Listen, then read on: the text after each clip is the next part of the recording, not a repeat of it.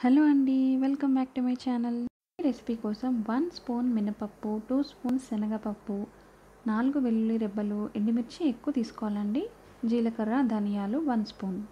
Pan heat అయ్యాక ఇందులో 1 spoon oil వేసుకోవాలండి. ఎక్కువ ఆయిల్ వేయకూడదు, దీన్ని పౌడర్ చేసుకుంటాం కాబట్టి తక్కువ వేసుకోవాలి. ఇందులో ఫస్ట్గా శనగపప్పు వేసుకుని ఫ్రై చేసుకోవాలండి. ఇవి లైట్గా ఫ్రై అయ్యాక ఇందులో మినపప్పు వేసుకోవాలి. ఇవి రెండు ముందుగా ఫ్రై చేసుకోవాలండి. ఇవి రెండు కూడా లైట్గా ఫ్రై అయ్యాక ఇందులో జీలకర్ర, ధనియాలు రెండు వేసుకొని ఫ్రై చేసుకోవాలి. ఇలా అన్నీ 1 బై 1 వేసుకుంటూ ఫ్రై చేసుకోవాలండి. ఇవి ఫ్రై అవుతుంటేనే మంచి స్మెల్ వస్తుందండి. సో ఇలా ఫ్రై అయ్యాక వీటిలో ఎండుమిర్చి వేసుకోవాలి. ఎండుమిర్చి కొంచెం ఎక్కువే తీసుకోవాలండి. మనం కావాలంటే పౌడర్ని కొంచెం పక్కన పెట్టుకొని వేసుకోవచ్చు.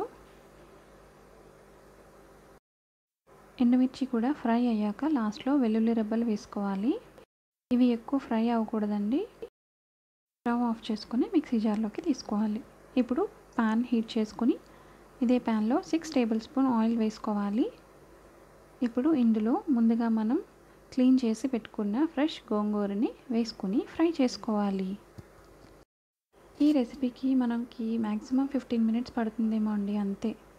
గోంగూర హెల్త్కి చాలా మంచిదండి. ఇందులో కాల్షియం, విటమిన్స్, ఐరన్, జింక్ అన్నీ ఉన్నాయి. సో తప్పకుండా గోంగూరని మనం తీసుకోవాలి. దీన్ని ఇలా లైట్గా సాట్ చేసుకున్నాక సిమ్లో పెట్టుకొని ఉంచితే అదే ఫ్రై అవుతుందండి. ఈలోపు మనం మిక్సీ జార్లో 1 స్పూన్ సాల్ట్ వేసుకొని దీన్ని పౌడర్ చేసుకోవాలండి. వీడియోలో చూపిస్తున్నట్టు ఇలా పౌడర్ చేసుకొని పక్కన పెట్టుకోవాలి. మన గోంగూర కూడా రెడీ అయిపోయిందండి. చూసారా, ఫ్రై అయిపోయింది. ఇప్పుడు దీన్ని ఫ్లేమ్ ఆఫ్ చేసుకుని మిక్సీ జార్లోకి వేసుకోవాలి.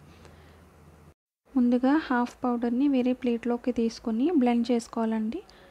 అవసరం అయితే మిగతా పౌడర్ కూడా వేసుకుని ఇలా బరకగా బ్లెండ్ చేసుకోవాలి. ఇప్పుడు ఇందులో తాలింపు వేసుకుందామండి. ప్యాన్ హీట్ అయ్యాక 2 టేబుల్ స్పూన్ ఆయిల్ వేసుకుని 3 వెల్లుల్లి రెబ్బలు, 1/2 స్పూన్ శనగపప్పు, మినపప్పు, ఎండుమిరపకాయలు, కరివేపాకు వేసుకుని ఫ్రై చేసుకోవాలి. గోంగూర కూడా అందులో వేసుకొని మిక్స్ చేసుకుని సర్వింగ్ బౌల్లోకి తీసుకోవాలండి. మన టేస్టీ గోంగూర పచ్చడి రెడీ అయిపోయిందండి. ఇది టిఫిన్స్లోకి, రైస్లోకి కూడా బాగుంటుందండి.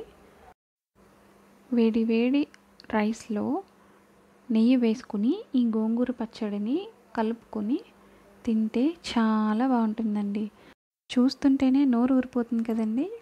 తప్పకుండా ట్రై చేయండి. వీడియో నచ్చితే లైక్ చేయండి, షేర్ చేయండి, సబ్స్క్రైబ్ చేయండి. Thank you.